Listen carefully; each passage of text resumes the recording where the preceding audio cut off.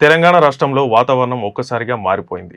రాగల కొద్ది గంటల్లో రాష్ట్ర వ్యాప్తంగా భారీ వర్షాలు కురిసే అవకాశం ఉందని వాతావరణ శాఖ హెచ్చరికలను జారీ చేసింది. అల్పపీడన ప్రభావం స్పష్టంగా కనిపిస్తున్న ఈ నేపథ్యంలో ప్రజలు అప్రమత్తంగా ఉండాలని అధికారులు సూచిస్తున్నారు. ముఖ్యంగా ఉత్తర మరియు తూర్పు తెలంగాణ జిల్లాలో వానలు దంచికొట్టే ఛాన్స్ ఉందని తాజా అంచనాలు స్పష్టం చేస్తున్నాయి. వాతావరణ శాఖ నిపుణుల సమాచారం ప్రకారం ఆదిలాబాద్, ఆసిఫాబాద్, మంచిర్యాల, పెద్దపల్లి, జగిత్యాల, భూపాలపల్లి, ములుగు, భద్రాద్రి కొత్తగూడెం, మహబూబ్ నగర్, నిర్మల్, నిజామాబాద్ జిల్లాలో భారీ నుంచి అతి భారీ వర్షాలు కురుస్తాయని అంచనా వేశారు. ఈ ప్రాంతాల్లోని లోతట్టు ప్రాంతాలు జలమయమయ్యే అవకాశం ఉంది. రాకపోకలకు అంతరాయం కలగకుండా అధికార యంత్రాంగం తక్షణ చర్యలను చేపట్టింది.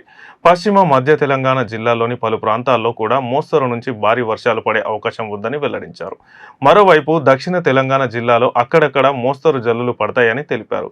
ఉరుములు, మెరుపులతో కూడిన వర్షాలు కురిసే సమయాల్లో ప్రజలు చెట్ల కింద నిలబడవద్దని విపత్తు నిర్వహణ శాఖ హెచ్చరించింది. ప్రధాన నగరమైన హైదరాబాద్ విషయానికి వస్తే ఇప్పటికే నగరంలో పలు ప్రాంతాల్లో వర్షం కురుస్తుంది. గత రాత్రి నుంచి వాతావరణంలో ఒక్కసారిగా మార్పులు చోటు చేసుకున్నాయి.